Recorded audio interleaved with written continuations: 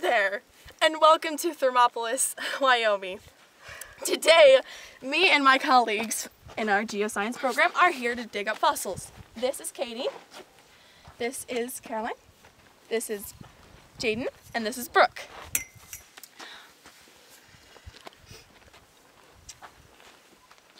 Hi, I'll be telling you about the tools, and Katie will be showing you what to do.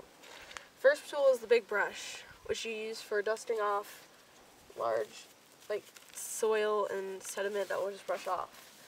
You have the small brush, or paintbrush, for painting or dusting off the soil around the actual fossil. This is because you do not want to actually dust off the actual parts of the fossil, just to dust on the fossil. You have the dustpan to scoop away any of the soil that you have removed, and you put it into your white bucket.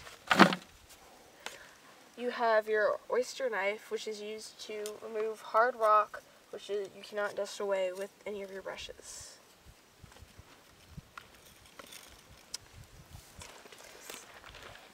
When you're digging for bones, there's a lot of false hope. This is what an actual bone looks like, and this is what the false hope is. On this rock, you can see some mineral stain, and the difference between the mineral stain and the bone is that the color on mineral stain stays on the surface of the rock instead of going all the way through, and the color on the bone goes all the way through and all the way around and through the inside of it. This is lignite. The difference between lignite and the bone is that, and lignite is like plant matter, so it crumbles really easily, a bit more easily than the bone does, even despite it being really old.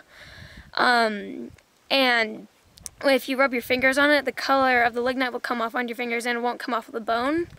And if you're really stuck on telling the difference between bone and lignite, you could put it onto your tongue and it should stick if it's a bone, because the bone is porous and the lignite is not. Here we have a herd of Diplodocus that we have been undigging. Unfortunately, I do not know what bones these are because they were not well preserved enough, and because just whenever bones get old, they tend to be crumbly and fall apart really easily. Diplodocus was a large sauropod that lived around 150 million years ago in the Jurassic period. They grew up to 30 meters long and were originally believed to be aquatic creatures. Unfortunately, this is not true.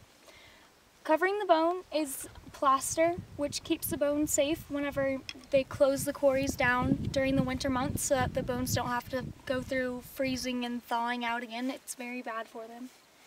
And this is just bones. Remember, a clean quarry is a happy quarry.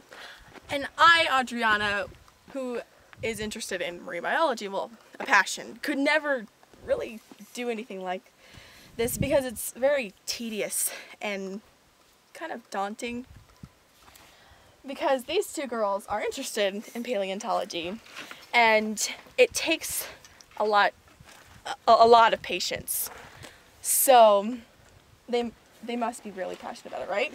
Yeah. So yeah. So that was our day at this wonderful fossil dig, which was really fun.